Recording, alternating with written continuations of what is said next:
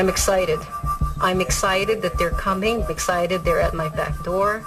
I am waiting to see what the culmination of all this is. It, to me, is something that is at the forefront of a breakthrough.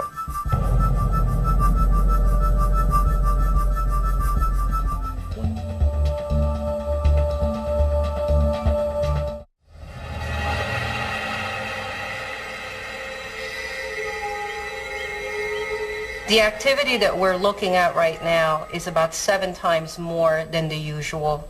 We put together all our information so that we have a map of all the sightings. A lot of people have reported different objects, and it's interesting to note that these objects vary from a cylinder-shaped object to a boomerang to a sphere. 80%, maybe 90% of these sightings are actually IFOs. But there's always that unexpected 10 to 5% that remain unexplained, and that's what I'm after. The first thing I do is to ask, what would be the motive? What would be their reason for coming forward and actually saying, I'm seeing these things? I realized it was, a solid object. It wasn't shaped like a plane. I've never seen anything like a plane that looked like that. It didn't make any noise. It moved very slow. If that was a plane, it would have fell right out of the sky. As Cliff is telling his story, I'm thinking, here's an average person, a retired person, wakes up in the middle of the night and sees something he doesn't understand.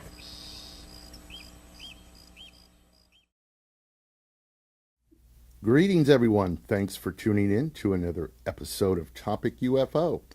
What you just saw was a short video collage starring our guest for the evening, Miss Anna Manalo.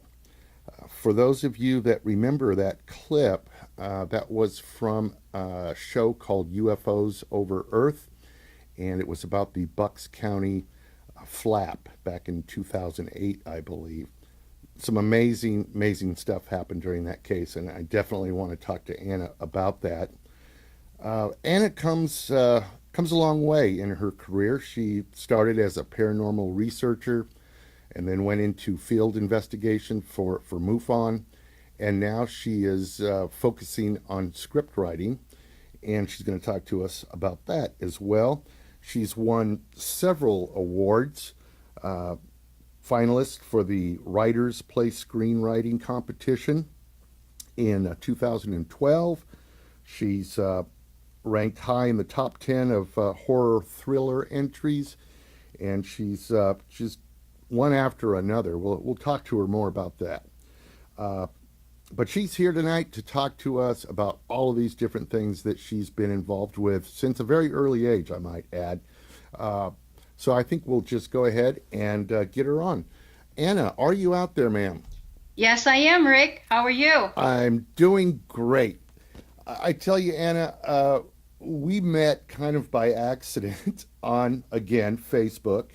Yes. And, I saw your profile picture, and we were chatting back and forth, and I said, this lady looks familiar to me. I don't know where I saw her before.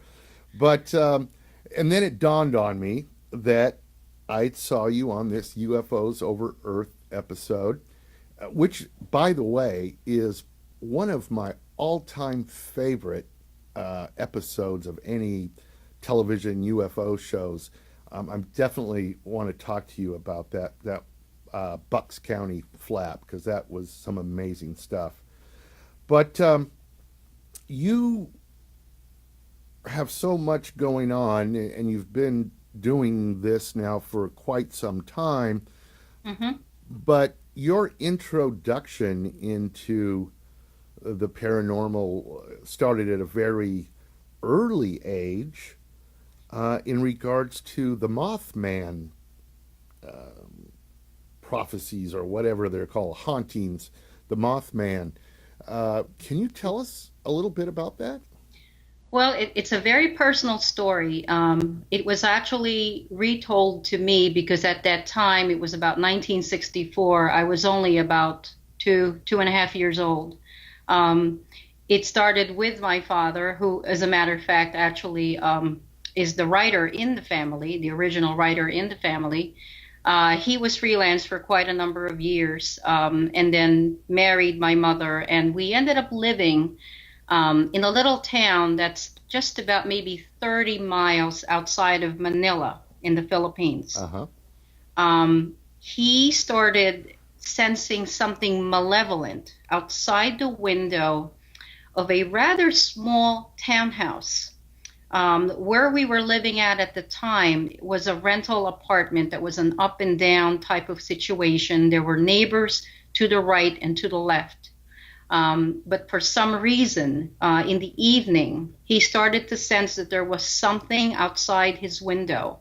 And he actually had a study that overlooked a creek. And right at the edge of that creek, there was a huge tree. And there's several theories about what he saw.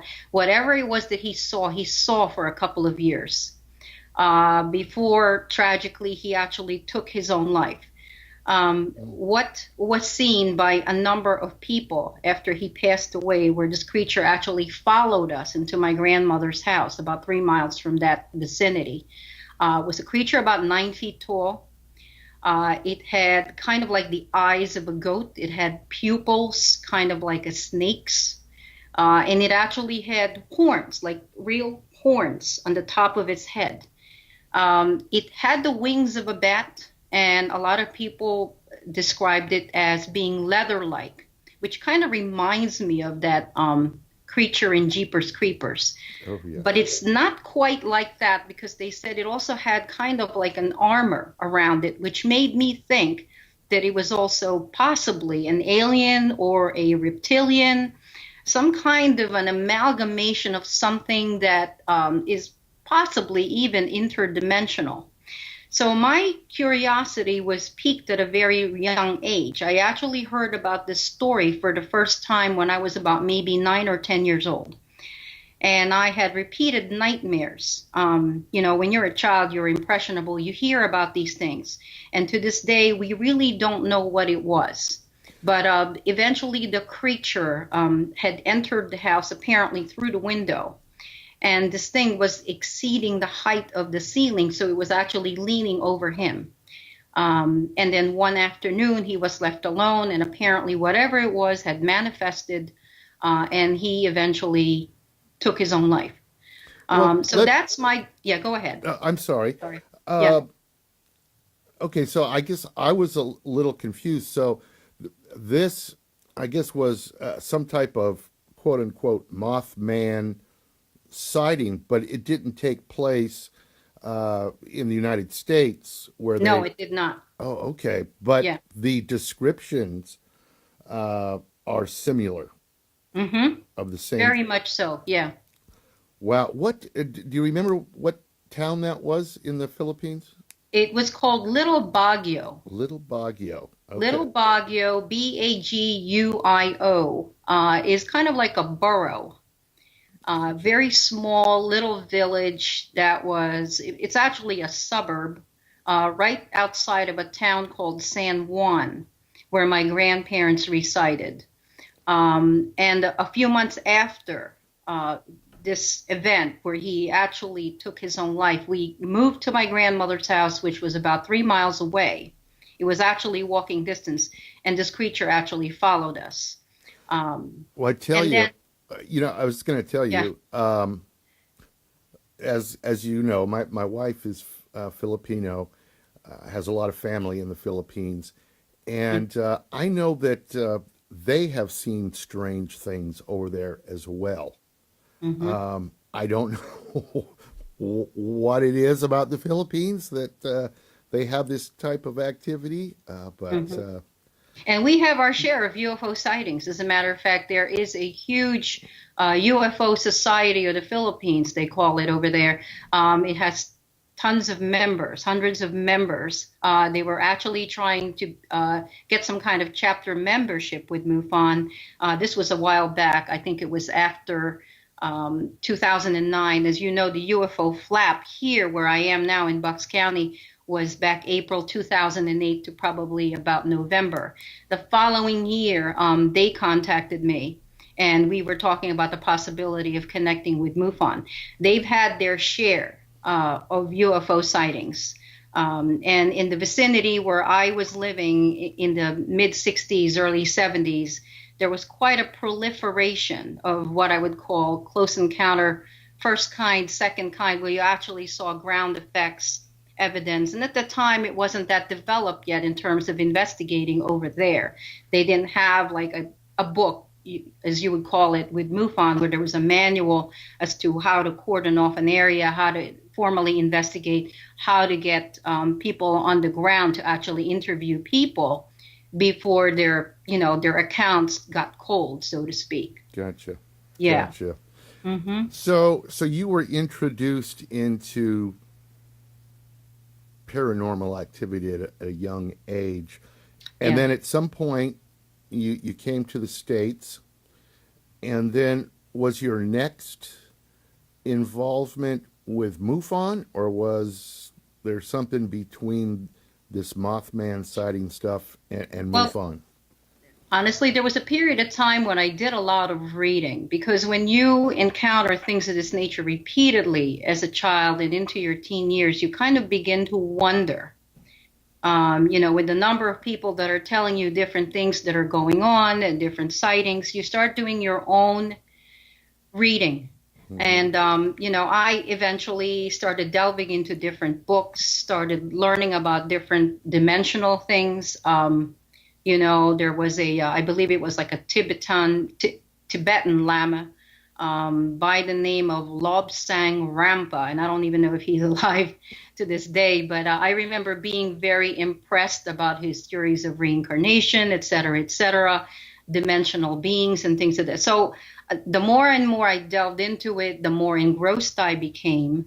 Until finally, in the beginning of 2007, and at this point, I'm now, in my 40s, I started looking at doing actual investigations.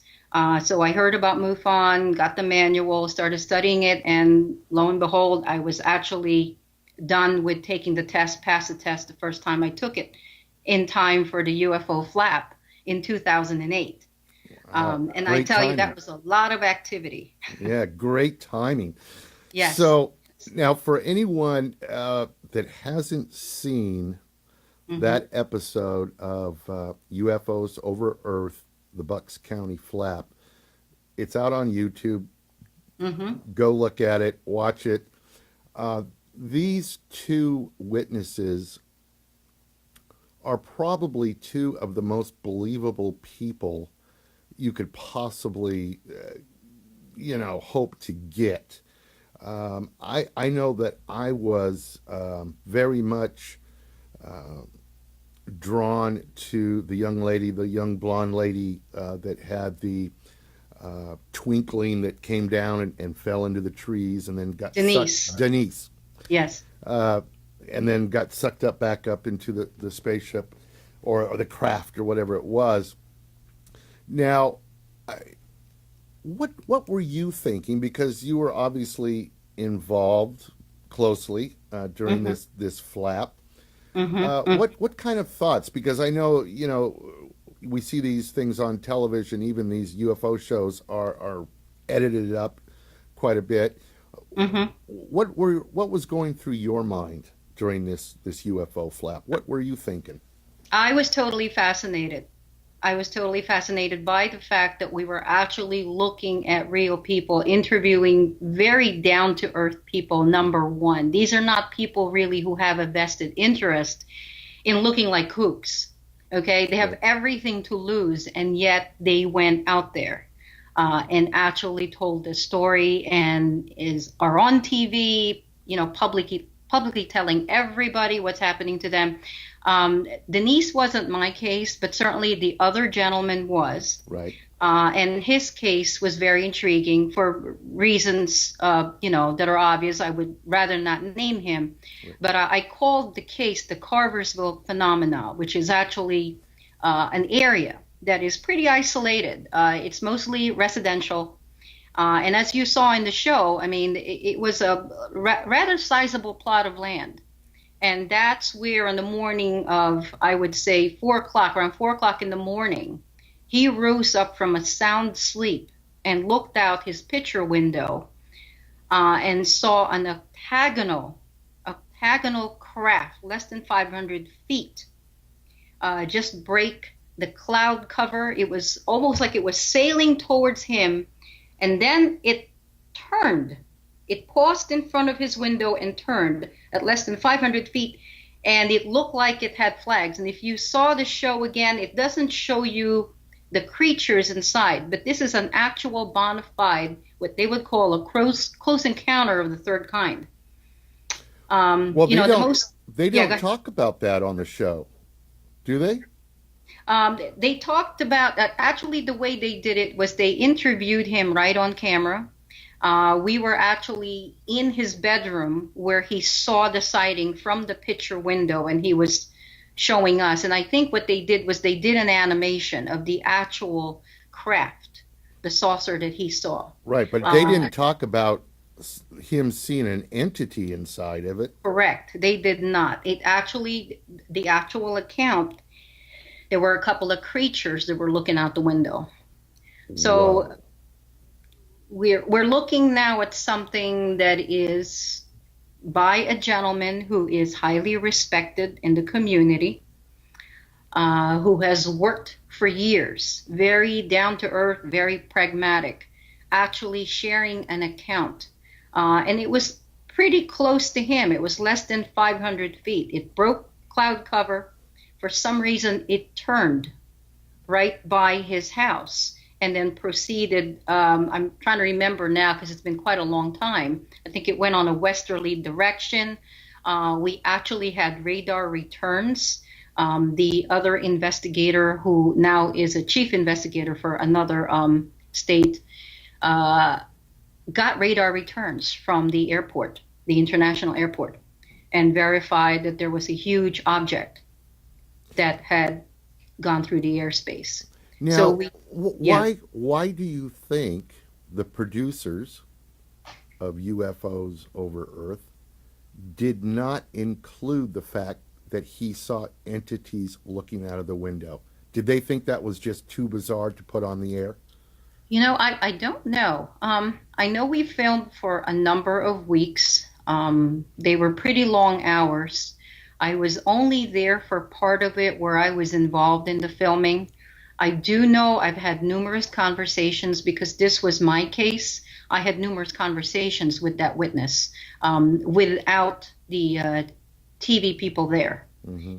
And so I actually was privy to other information that he would rather not disclose I got you. on the episode. And I will hold, true to that. Right. I know that there were other events, leave it at that.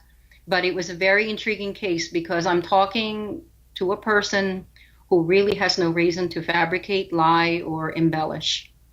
So that was definitely a close encounter of the third kind, as they would say in the movie. Definitely there were entities inside that ship. Wow. Yep. Just mind-boggling. Because, like I say, I did not know that. And I'm sure that, anyone else that just saw the television program, it was not shown. Yeah. So I take it, though, this was a flap. So this was just two of many sightings that took place yes. over there, right? Oh, definitely. I've had a number of CE4 cases. Those are the fourth kind where they actually were abducted. That happened actually after this particular flap. And you got to bear in mind, we're talking an increase of sightings to 700%. Of that 700%, a majority of them were what you would call lights in the sky, which is the most common CE1 type of, 500 or over 500 feet from the viewer.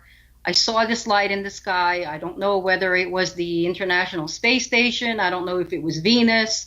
I saw a formation, etc. So we also had that variety. We also had different kinds of configurations. Some saw triangles, some saw cigar-shaped objects, some saw things that looked like stars. There were some that were formations. There were some that were spheres. But the ones that I got that were the most intriguing, interestingly enough, came probably after Thanksgiving, after UFOs over Earth. As you know, when people see you on TV, they flock. They see you, they, come up to you in the street. People you don't know, they just say, I recognize you. And then they tell you their story. It's one thing for someone to tell you a story, and it's another for them to actually come forward with either photographs, and they're very hard to get. A lot of these things, particularly if it's just a handheld camera or maybe perhaps a cell phone, it's very hard to catch them. Some of them are not sensitive to film. So what you're going to get is basically, what is it? It's just a light. That's all that there is to it. There's nothing else. But a lot of them were very reluctant to come forward. So I ended up recording them on the MUFON website by myself. They were not willing to give their names. They were not willing to give other witnesses' names to get collaboration, which is important. But we've had one case, and I remember this. A gentleman came up to me, and I was actually buying wine in a neighborhood wine store about 3 weeks after the show came on the air for the first time. And he indicated to me, he was with this woman. They were jogging, and he knows her very well, so he trusts her story. He had left her jogging on a path, and this was a state park not far from here. It's on the New Jersey border. It was approaching dusk, so the park was closing, and he needed to leave. She decided, because she had arrived later than him, to complete her 6-mile jog. She then proceeded to jog down the path, leaving her car alone on a deserted parking lot. And as she was heading down towards a copse of trees, she happened to turn back because she got a sense there were lights behind her. Okay, now picture this. There's no one else in the park at this point. The dusk had approached. The sun was starting to set. People who normally were there either were leaving or had left. So at some point, she's running down this path by herself. And you wonder, who would do this? But she did. She wanted to do her 6-mile run. She's running away from her car towards a narrow area in the woods. Suddenly, she senses there's lights behind her. She turns around and she's thinking, oh boy, I'm not supposed to be here because the park closes. There are probably cops. So she turns around and she sees a pair of lights and figures, oh, it's definitely a cop. So she starts to turn around, walk back towards her car with the intention of maybe saying, okay, I'm sorry, I didn't realize the park closed. I'm going to get in my car. She gets towards her car and realizes the set of lights that are approaching her are above the roof of her car. She reaches for the door, and as she's opening it, she gets this sensation, like as if the whole area is vibrating. She manages to get in the car. It's almost like an earthquake, I guess. She manages to get in the car. She shuts the door. Next thing she knows, against her will, she's opening the door. She's coming out the door. She turns around to the back of the car, where now we have 2 sets of lights. There were actually 3. And one is aimed at her. And from those lights, a creature was walking towards her, a bipedal creature, probably 7.5 feet tall. And as it got closer and closer, she became more and more terrified, but she could not move a muscle. And it came about a foot in front of her face, and then it reached out. And I kid you not, Rick, I kid you not, I actually was flabbergasted, and I could not believe what this man was telling me. It was a praying mantis. You're kidding. It was a full-size praying mantis. It had the face of a praying mantis, the appendage, the long arms, and it reached towards her, and as soon as it touched her, the next thing she knew, it was daylight, Okay, we were talking probably 8 p.m., 7 p.m. It was 6 a.m. when she looked at her watch. She was sitting on the driver's seat of her car. She looked up, she could hear the birds chirping, so she knew it was morning. And she had these punch holes running to the end of her leg towards the bone of her ankle. Wow. On both sides of her legs. She then proceeded to drive home the best she could, and then she contacted this man who was talking to me there outside that wine store. And apparently she wanted him to come to the house. She was in shock. She called off from work. She didn't know what to do. He took her to the doctor because it seemed like she was very disoriented. It seemed like she was in the middle of a nervous breakdown. They get to the doctor, and the little punch holes had disappeared. So it's... Oh, my God. Yeah, it's very elusive. We've had... Go ahead. I was just going to ask you, I mean, I wonder what percentage of people that have experiences such as that, keep it to themselves. I'm just wondering how many stories are out there, never been heard before, because people are just afraid, and understood they'd be afraid to talk about it. But and I think the part here that really surprised me was they were willing to approach me and tell me in detail. Here I am, I'm standing in the middle of the street holding 2 wine bottles on my way home. They got so caught up in the story, they didn't even realize, my goodness, this woman's on her way home from work. And I'm standing there and I'm totally engrossed. And I started encouraging him, could you please get on the website and report this? And the man said, I told her I would respect her confidence. I just wanted to let you know. And a lot of the cases that I got were of that nature. They did not want to publicly share it. They didn't even want to put it on a website. Right. Which is frustrating because we need to have an accounting of all these things that are going on. Absolutely. And the other intriguing ones came from dispatch. After I worked as a field investigator, I also ended up working for dispatch, which is for the STAR team of MUFON. And I don't know if you're familiar with that segment of MUFON, which it still runs to this day, as a matter of fact. They have field investigators that can be deployed within 24 hours of an event. I was pretty much more, behind the scenes at the computer, looking at the cases as they were coming in from all over, all over the U.S., in some cases, some parts of the world. And there were some really significant cases there of abduction. What we did was we figured out, is this worthy of having a ground crew sent over to actually investigate in real time? So my task was to interview in detail the person that just reported it before the story got cold. People changed their stories with time. And I got one that was, the woman I believe was traumatized. I don't think her case was actually investigated. I did report it to the supervisor, and they in turn would decide whether it was worthy of real people going in real time. This was somewhere in North America, northern America, probably in the area of Minnesota, Wisconsin.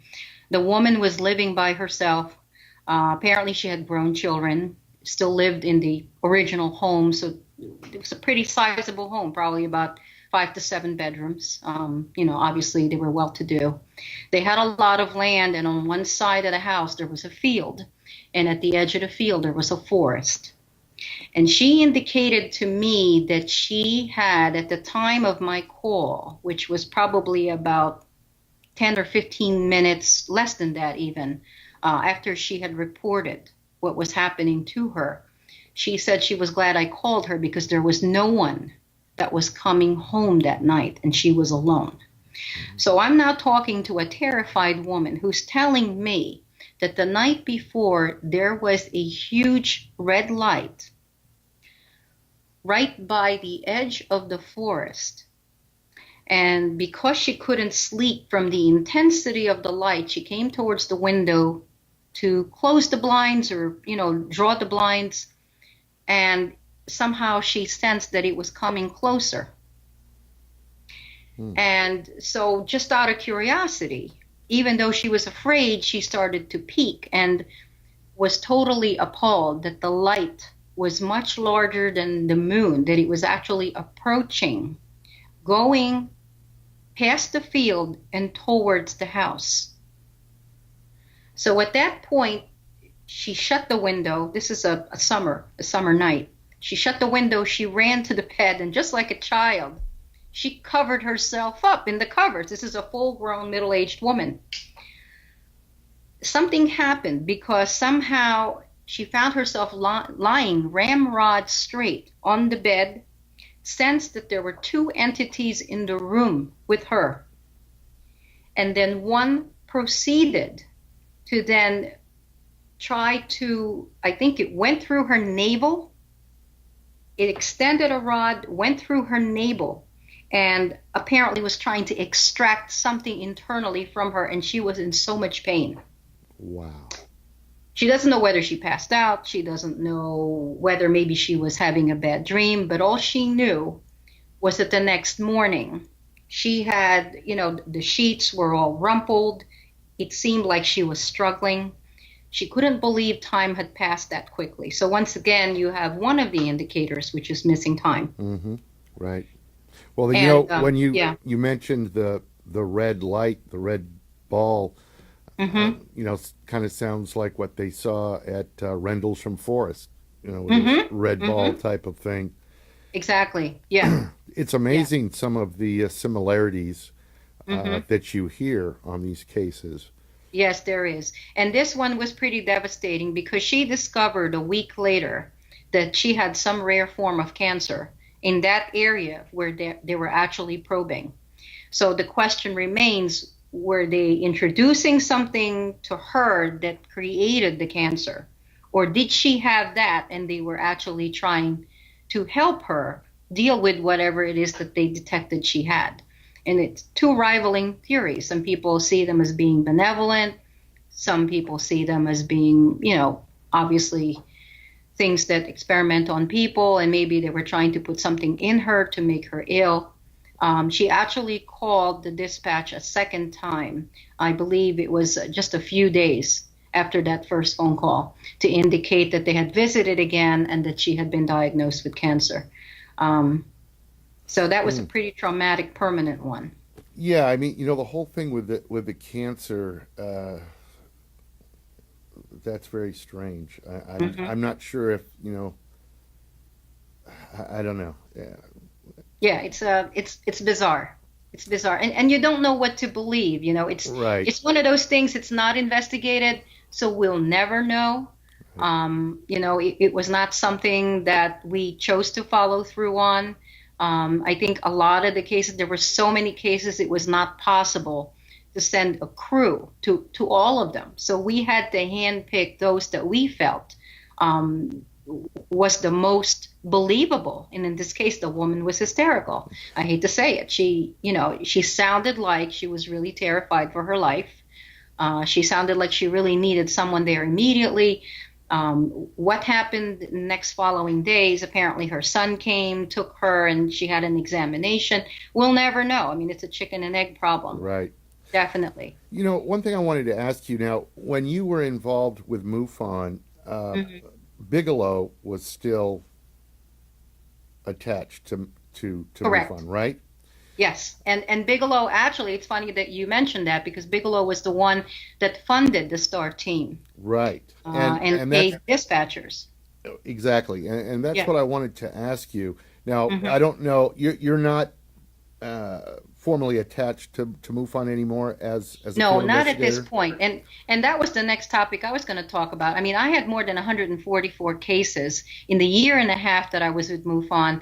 I pretty much ended my relationship after I helped coordinate a conference in 2009.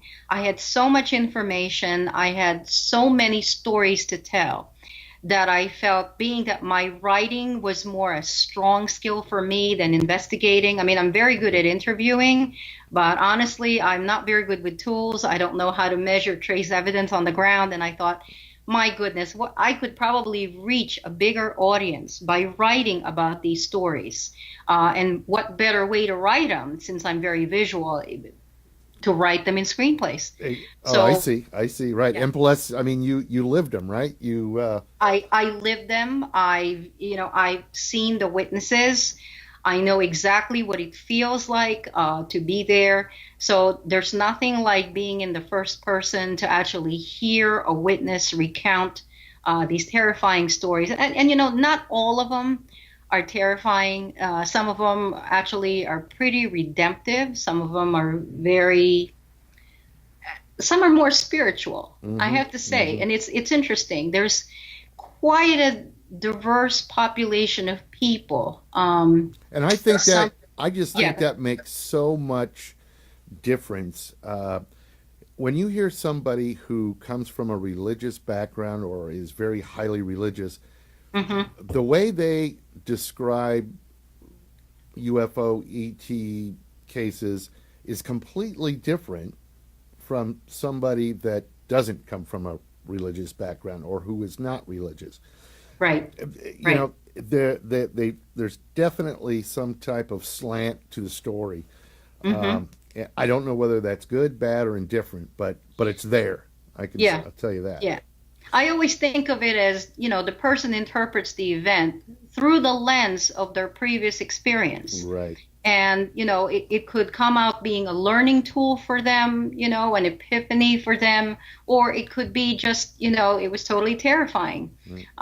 When I wrote my screenplays, I have 6 of them. Actually, 2 of them are horror genre, and they're also true to life. The other 4 are sci-fi.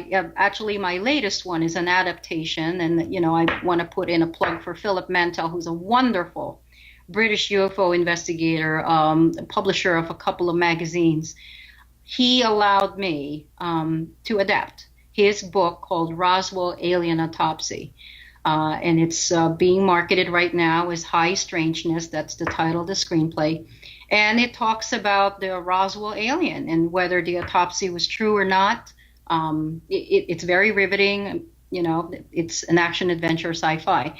But it has led me to have a lot of stories that give the whole entire expansive feel of what it is like to have an actual encounter with something no one can understand, that you cannot understand. And Right.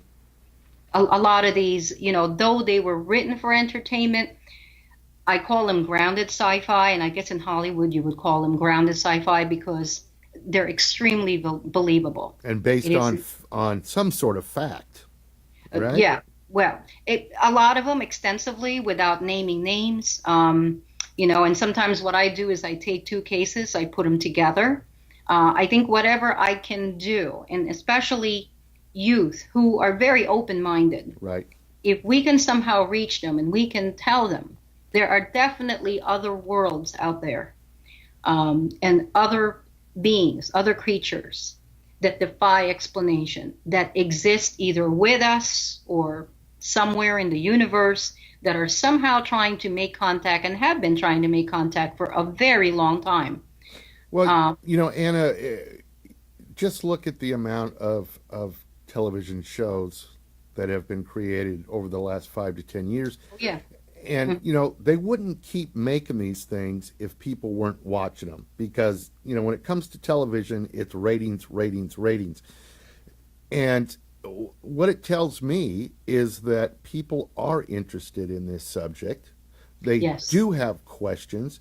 Definitely. I'm sure a lot of them have had some type of sighting or, some activity been involved in their life. And, as the generations go by, right now it's becoming much more acceptable to talk about these things. I mean, you've got the show Cosmos on Fox now, prime time on Sundays, where, I don't know if they come out and say it, but they sure bring up the possibility of life is very high. Yes. I just think we really need to start opening up a little bit more. Well, listen, Anna, we're getting down on time. We only have a couple more minutes. Sure, sure. I wanted to ask you, do you have a website or something that people can go to learn more about you and the work that you're doing? I have my screenplays, the synopses and the log lines and things of that nature, just to give everybody an introduction what I write about. The actual little blurbs of the stories are in there, as well as my awards. If you type in www.storyartisan, one word, .wordpress.com, okay, that will come up with a picture of my face. And that will give the producer or whoever is interested an idea of the type of stuff that I write. I write mostly sci-fi, supernatural thrillers. I've also been writing drama as well. But the next two screenplays I'm planning on writing actually is another book by Paul Stonehill this time and Philip Mantell. They're co-authors. And I'm planning on calling it Height 611. Height as in hill, 611, and it's set in Russia, and it centers around an area that had a UFO crash. It's an obscure case, but it's right next to a case that has been world-renowned called the Tunguska event. Right. So that's the next adaptation I'm going to be writing, and I've also got two that are supernatural that are on my slate. So I'm going to have a very busy rest of the year. Wow, that's excellent. I tell you, you've led a very interesting life, Anna, and thank you. I wish I could have been involved in some of those things you were involved in, because those are things that most people will never get to do, never be so close to. And just one quick thing I wanted to mention Sure. from that Bucks County flap, Denise. She's now involved in ufology, going around and talking, doesn't she? Yeah, I believe so. After that particular show, I know she was in the, I'm trying to think of the name of the show, with John Ventry once again. Right. She was planning on a career, something to do with, being on television. So I think that was something that did come to fruition, and good luck to her. I mean, she presented very well on the show. She was extremely articulate. So yeah, that was a good thing. Very believable, definitely. too. Yes, she's very credible. Yeah. Well, listen, Anna, it's been absolutely phenomenal having you on. I can't thank you Thank enough. you. And Thank you. We'll give out the website again. You can look at the bottom of your screen there for that. And Anna, we'll definitely stay in touch. And I guess the best word to end the show would be salamat. Oh, right? Thank you, too. All right. Well, listen, Anna, thanks again, and we'll stay in touch. Have a good night. Bye-bye. Good night, everyone. Open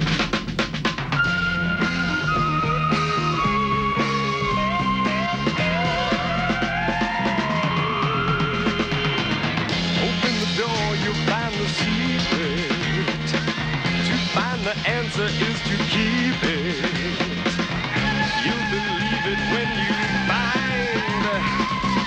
something screaming across your mind. Green slime.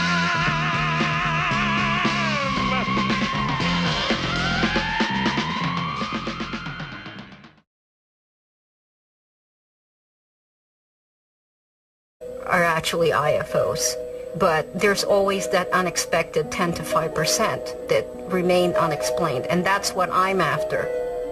The first thing I do is to ask, what would be the motive?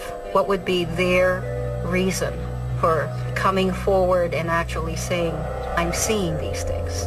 I realized it was, a solid object. It wasn't shaped like a plane. I've never seen anything like a plane that looked like that. It didn't make any noise. It moved very slow. If that was a plane, it would have fell right out of the sky.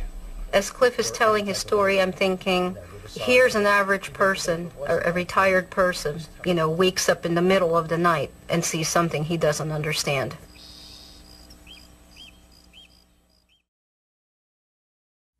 Greetings, everyone. Thanks for tuning in to another episode of Topic UFO. What you just saw was a short video collage starring our guest for the evening, Miss Anna Manalo. For those of you, since a very early age, I might add, so I think we'll just go ahead and get her on. Anna, are you out there, ma'am? Yes, I am, Rick. How are you? I'm doing great.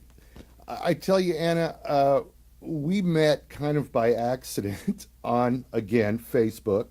Yes. And, I saw your profile picture, and we were chatting back and forth, and I said, this lady looks familiar to me. I don't know where I saw her before. But, and then it dawned on me that I saw you on this UFOs Over Earth episode, which, by the way, is one of my all-time favorite episodes of any television UFO shows. I definitely want to talk to you about that Bucks County flap, because that was some amazing stuff. But you have so much going on, and you've been doing that. Remember that clip that was from a show called UFOs Over Earth, and it was about the Bucks County flap back in 2008, I believe. Some amazing stuff happened during that case, and I definitely want to talk to Anna about that. Anna comes a long way in her career. She started as a paranormal researcher and then went into field investigation for MUFON, and now she is focusing on script writing, and she's going to talk to us about that as well. She's won several awards, finalist for the Writers Place Screenwriting Competition in 2012. She's ranked high in the top 10 of horror thriller entries, and she's one after another. We'll talk to her more about that. But she's here tonight to talk to us about all of these different things that she's been involved with.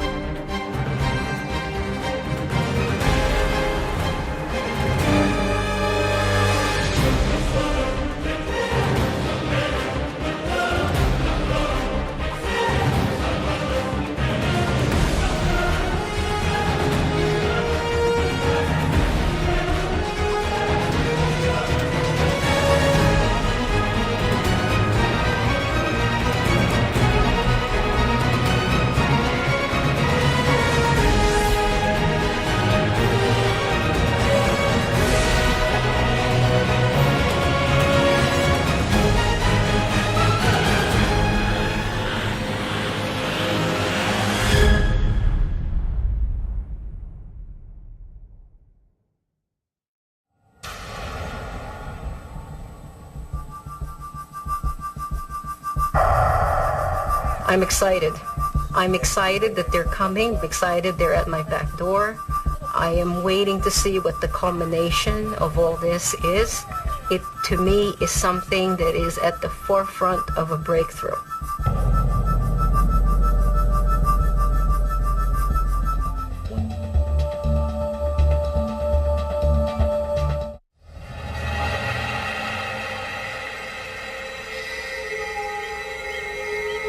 The activity that we're looking at right now is about 7 times more than the usual. We've put together all our information so that we have a map of all the sightings. A lot of people have reported different objects, and it's interesting to note that these objects vary from a cylinder-shaped object to a boomerang to a sphere. 80%, maybe 90% of these sightings